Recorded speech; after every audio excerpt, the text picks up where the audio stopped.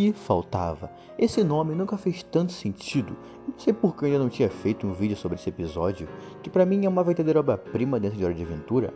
Talvez porque algumas coisas precisam de tempo para serem digeridas, algumas histórias não se revelam de imediato. Elas ficam ali, quietas, esperando a gente amadurecer o suficiente para escutar o que elas têm para dizer.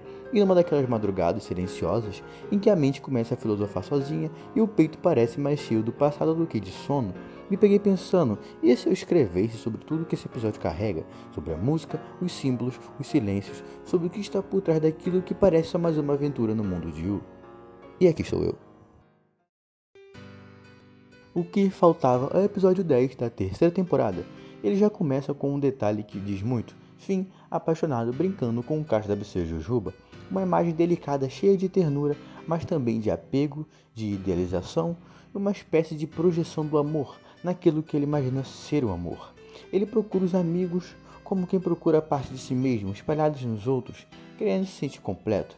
Jake aparece nostálgico com seu lenço favorito de infância, e aí já começa a se formar uma atmosfera de memória, de identidade, de laços afetivos que ultrapassam o presente. E então surge ele, o Lorde das Portas, um personagem excêntrico, sim, mas que carrega um simbolismo profundo. Ele não apenas rouba objetos, ele arranca pedaços do que os personagens são, o cacho, o lenço e o controle do Bimo. Todos itens com valor emocional, afetivo e simbólico. Objetos que conectam cada um com quem foram, com quem ainda são e com o que guardam lá dentro. A perda desses objetos é mais do que material. É como se uma parte da alma tivesse sido levada junto. A busca por esses objetos é o ponto de partida, mas como em toda boa jornada, o que importa mesmo não é o que se procura, mas é o que se descobre no caminho. E o caminho leva à casa da Marceline, lugar que por si só já carrega uma energia do passado não resolvido, de conversas interrompidas e sentimentos engavetados, e é ali que a verdadeira história começa a se revelar. Não se trata do que foi roubado, mas do que foi esquecido, abafado e negado.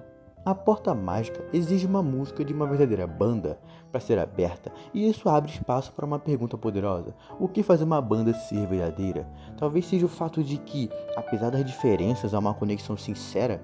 Um grupo que consegue transformar conflito em harmonia, desafinação em beleza, dor em arte.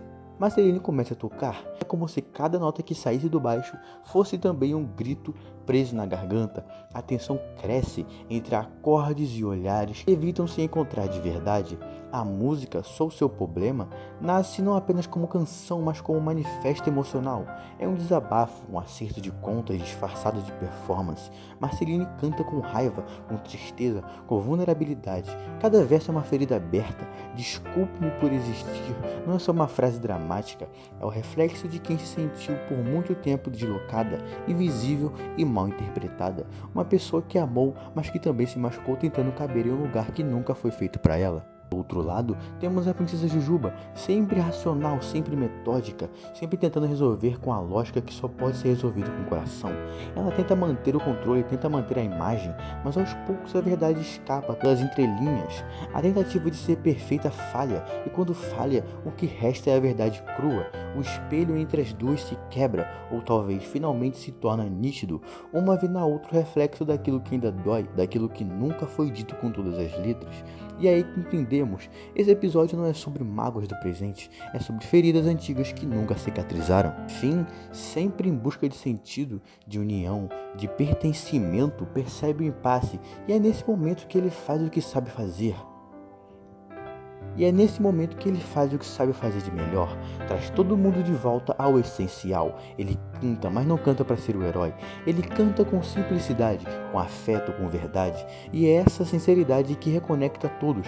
Porque às vezes não é sobre resolver o problema, é sobre estar junto, mesmo quando o problema existe. A música dele não impressiona pela técnica, mas pela presença, pela escuta, pela coragem de ser vulnerável. E quando todos recuperam seus objetos, menos Marceline, a gente pensa que ela talvez não tenha perdido nada. Mas aí vem a última revelação. A blusa, uma peça aparentemente simples, mas que guarda um mundo dentro dela. A blusa não é dela, é da Jujuba. Um gesto esquecido, mas cheio de amor. Um vínculo que mesmo silenciado nunca deixou de existir. E aí o episódio cala. O silêncio fala mais alto do que qualquer diálogo poderia dizer. Porque às vezes o que falta não é a palavra, mas um abraço, um reconhecimento, uma memória compartilhada. Esse episódio me marcou de um jeito que só as coisas que a gente realmente vive conseguem marcar. Ele fala de vínculos que resistem ao tempo, sobre feridas que doem mesmo quando não sangram mais, sobre a dificuldade de se sentir suficiente e sobre o alívio que é ser aceito exatamente como se é. Hora de Aventura sempre foi mais do que um desenho animado, é poesia, é terapia, é espelho, é o que faltava.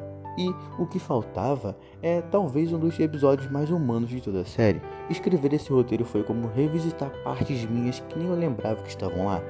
Gravar esse vídeo também foi como dar a voz às coisas que eu também sentia e nunca soube muito bem como explicar. Porque no fim, Hora de Aventura não é só meu desenho favorito, é um mapa emocional de tudo que é complexo, bonito e doloroso em ser humano.